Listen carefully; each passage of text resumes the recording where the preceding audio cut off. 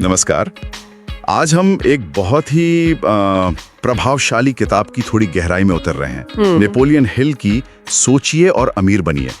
सुना तो बहुत है कि इसने अनगिनत लोगों की सोच बदली है, जिंदगी बदली है।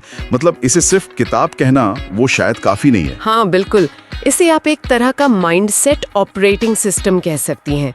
हिल का जो सेंट्रल आइडिया है वो बड़ा साफ है कि असली अमीरी या कोई भी बड़ी सफलता वो पैसे या बाहरी चीजों से पहले हमारे दिमाग में शुरू होती है, हमारे विचारों में। ये असल में पूरी तरह से मानसिकता का ही खेल है। अच्छा, और इसी मानसिकता को शेप देने के लिए हिल ने वो 13 सिद्धांत दिए हैं ना? हाँ, आज हम इन्हीं पर बात करेंगे, समझेंगे कि ये काम कैसे करते हैं और क्यों इन्हें इतना जरूरी माना जाता है सफलता के लिए। तो शुरुआत कहाँ से होती है? मतलब पहला प्रिंसिपल, पहला कदम क्या है? इसे बर्निंग डिजायर कहते हैं। ये सिर्फ हाँ मुझे अमीर बनना है वाली हल्की फुल्की बात नहीं है। हिल कहते हैं ये एक धधकती हुई, एक जुनून वाली इच्छा होनी चाहिए, एकदम क्रिस्टल क्लियर, क्या चाहिए, ठीक ठीक कितना चाहिए और क्यों चाहिए। ये स्पष्टता बहुत जरूरी है।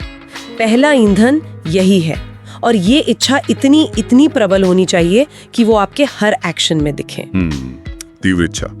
ठीक है, तो इच्छा तो पक्की हो गई, लेकिन सिर्फ इच्छा से तो काम नहीं चलता होगा ना। अगला कदम क्या है? मुझे लगता है कहीं ना कहीं वो विश्वास वाली बात जरूर आती होगी। बिल्कुल सही पकड़ा आपने। दूसरा सिद्धांत है ही विश्वास, फेथ। ये पक्का यकीन कि आप जो चाहते हैं, जो आपकी इच्छा है, उसे आप हकीकत बना सकते हैं। हिल इसे कोई अंधविश्वास नहीं कहते, बल्कि ये एक मानसिक स्थिति है जिसे डेवलप किया जा सकता है। डेवलप किया जा सकता है? कैसे? हाँ, और इसे डेवलप करने का एक तरीका है तीसरा सिद्धांत, आत्म संकेतन, ऑटो सजेशन। यानी अपनी उस इच्छा और विश्वास को रोजाना बार बार खुद से कहना, दोहराना, खासकर जैसे सोने से ठीक पहले और सुबह उठने के ठीक बाद, ताकि ये विचार आपके सबकॉन्शियस माइंड में, मतलब अवचेतन मन में एकदम गहरे बैठ जाए। हाँ, ये सुनने में तो काफी सीधा लगता है, पर क्या सिर्फ सोचने और दोहराने से मतलब असल में काम बन जाता है? ज्ञान की, प्लानिंग की इनकी जरूरत नहीं पड़ती? पड़ती है, निश्चित रूप से पड़ती है। और यहीं पर चौथा सिद्धांत आता है, विशिष्ट ज्ञान, स्पेशलाइज्ड नॉलेज। हिल जनरल नॉलेज से ज्यादा किसी खास फील्ड के गहरे ज्ञान पर जोर देते हैं। वो ज्ञान जो आपको बाकियों से अलग करे, जिससे आप कोई वैल्यूएबल सर्विस या प्रोडक्ट दे सकें। अच्छा, स्पेसिफिक नॉलेज। हाँ, और फिर इस ज्ञान को इस्तेमाल में लाने के लिए है पांचवा सिद्धांत, कल्पना, इमेजिनेशन। हिल दो तरह की कल्पना बताते हैं, एक सिंथेटिक, मतलब जो मौजूदा आइडियाज को जोड़कर बनती है, और दूसरी क्रिएटिव, जिससे बिल्कुल नए विचार आते हैं। और फिर इन विचारों को असलियत में बदलने के लिए? उसके लिए है छठा सिद्धांत, संगठित योजना, ऑर्गेनाइज प्लानिंग। बिना एक सॉलिड प्लान के आपकी इच्छा, आपका ज्ञान, वो सब उस हवा में ही रह जाएंगे। और योजना बनाने में मदद के लिए हिल सातवां सिद्धांत बताते हैं, मास्टरमाइंड समूह बनाने का। मास्टरमाइंड मतलब ऐसे लोगों का एक ग्रुप जो आपके लक्ष्य को समझते हों, जो आपकी मदद कर सकें, आपको सलाह दें, मोटिवेट करें। हाँ, ये मास्टरमाइंड वाला आइडिया तो काफी दिलचस्प है। मतलब अकेले नहीं, सही लोगों के साथ मिलकर बढ़ना। लेकिन योजना बनाने के बाद भी कई बार लोग अटक जाते हैं, फैसले नहीं ले पाते, या फिर शुरू तो करते हैं पर बीच में छोड़ देते हैं। हाँ, ये बहुत होता है। और इसीलिए आठवां सिद्धांत है निर्णय, डिसीजन। सफल लोग जल्दी और मजबूती से फैसले लेते हैं और फिर उन पर टिके रहते हैं। हिचकिचाहट वो असफलता को दावत देती है। और फैसले के बाद आता है नौवां सिद्धांत, जो शायद सबसे मुश्किल भी है, दृढ़ता, परसिस्टेंस। मतलब लगे रहना, चाहे कितनी भी मुश्किलें क्यों ना आए, हार नहीं माननी है, अपनी इच्छा शक्ति को लगातार मजबूत रखना है। हिल कहते भी हैं कि ज्यादातर लोग पहली बड़ी मुश्किल आते ही बस गिव अप कर देते। हाँ, सही कहा।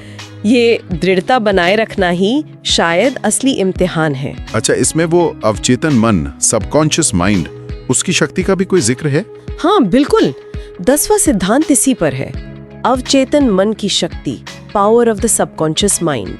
हमारा जो अवचेतन मन है वो हमारे विश्वासों और हमारी इच्छाओं के हिसाब से ही काम करता है।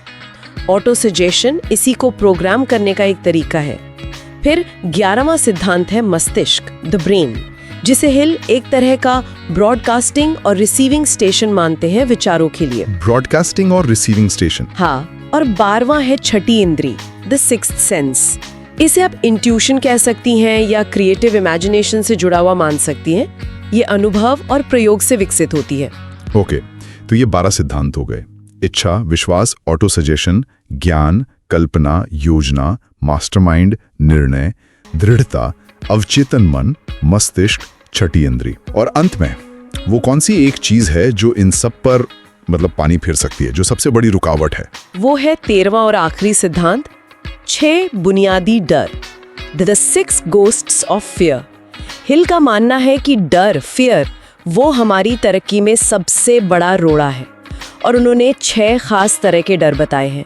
गरीबी का डर, आलोचना का डर, खराब सेहत का डर, प्यार खोने का डर, बुढ़ापे का डर और मौत का डर। इन डरों को पहचानना और फिर उन पर काबू पाना, ये सफलता के लिए बहुत जरूरी है, अनिवार्य है। तो कुल मिलाकर सोचिए और अमीर बनिए सिर्फ पढ़ने की किताब नहीं है, ये तो वाकई में जीवन में उतारने के लिए एक तरह का नक्शा है, एक गाइड है। और ये सारे सिद्धांत एक दूसरे से जुड़े हुए हैं। ऐसा नहीं कि एक कर लिया तो हो गया, इन्हें लगातार प्रैक्टिस करना होगा। सही कहा। और किताब का जो मूल मंत्र है वो शायद यही है कि आप जो सोच सकते हैं और जिस पर विश्वास कर सकते हैं उसे आप हासिल भी कर सकते हैं।